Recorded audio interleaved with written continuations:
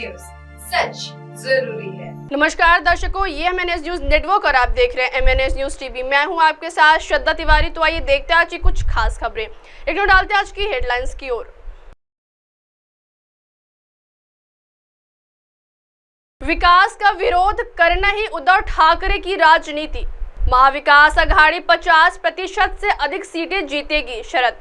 चुनाव में मुकाबला मोदी और राहुल के बीच, अजित पवार। आइए देखते हैं खबरें विस्तार से। विकास का विरोध करना ही उद्धव ठाकरे की राजनीति। उद्धव ठाकरे को विकास का विषय समझ में नहीं आता है। उन्हें लगता है कि विकास का विरोध करना ही राजनीति है। इसी तरह भाजपा का विरोध करने के फेर में उन्होंने हिंदुत्व को पूरी तरह छोड़ दिया है। इसके चलते वे कांग्रेस से भी ज्यादा मुस्लिमों के तुष्टिकारक बन गए हैं। इन शब्दों में उप मुख्यमंत्री देवेंद्र फडणवीस ने उद्धव ठाकरे पर हमला बोला है।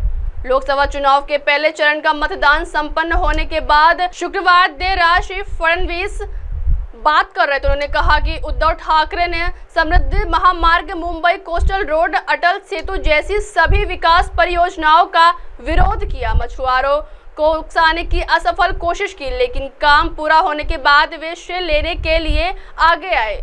नडार में रिफाइनरी का उनका विरोध महाराष्ट्र को भारी पड़ा और अब वे वर्धवन बंदरगाह के विस्तार का भी विरोध कर रहे हैं। यह सिर्फ विरोध के लिए विरोध है, हालांकि हमें इससे कोई फर्क नहीं पड़ता। हमारा लक्ष्य ऐसे विरोध को धता बताकर प्रदेश का विकास करना है। आइए बढ़ते अगली खबर की ओर।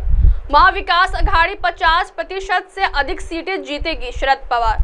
रंकापा के प्रमुख शरद पवार ने शनिवार को दावा किया कि महाराष्ट्र में विपक्षी गठबंधन महाविकास आघाड़ी 50% से अधिक लोकसभा सीटें जीतेगी। आघाड़ी के घटक दलों के बीच हुए सीट बंटवारे के अनुसार शिवसेना 21 सीटों पर, कांग्रेस 17 सीटों पर और रंकापा 10 सीटों पर चुनाव लड़ रही है। ये तीनों दल विपक्षी गठबंधन इंडिया में शामिल हैं। पवार ने पत्रकारों से कहा कि कुछ सीटों को लेकर इंडिया गठबंधन के सहयोगियों के बीच असहमति हो सकती है, लेकिन इस पर ध्यान नहीं दिया जाना चाहिए। विपक्षी दलों का ध्यान एक स्थिर सरकार प्रदान करने के लिए चुनाव जीतने पर है। उन्होंने लोकसभा चुनाव में 400 से ज्यादा सीटें जीतने संबंधी भाजपा के अब की बार 400 पार नारे को गलत बताया। पवार ने कहा, इस चुनाव में हम महाराष्ट्र में 50% से अधिक सीटें जीतेंगे। आइए बढ़ते अगली खबर की ओर। चुनाव में मुकाबला मोदी और राहुल के बीच, अजित पवार। उप मुख्यमंत्री अजित पवार ने शनिवार को कहा कि यह लोकसभा चुनाव पारिवारिक संबंधों को लेकर नहीं, बल्कि कांग्रेस नेता राहुल गांधी और प्रधानमंत्री नरेंद्र मोदी के बीच एक मुकाबला है। अजित पवार की पत्नी सुनैना पुणे जिले की बारामती लोकसभा सीट से रंकापा अजित गुट की उम्मीदवार हैं।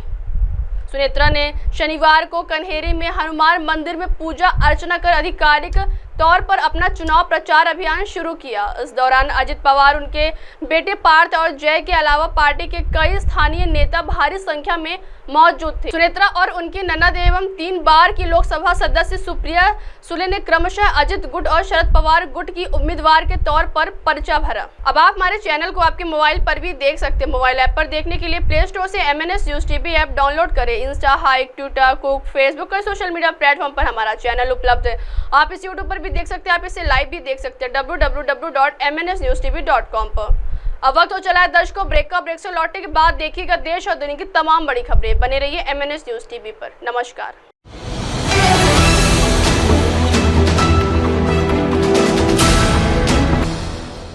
ये है MNS न्यूज नेटवर्क और आप देख रहे हैं MNS न्यूज।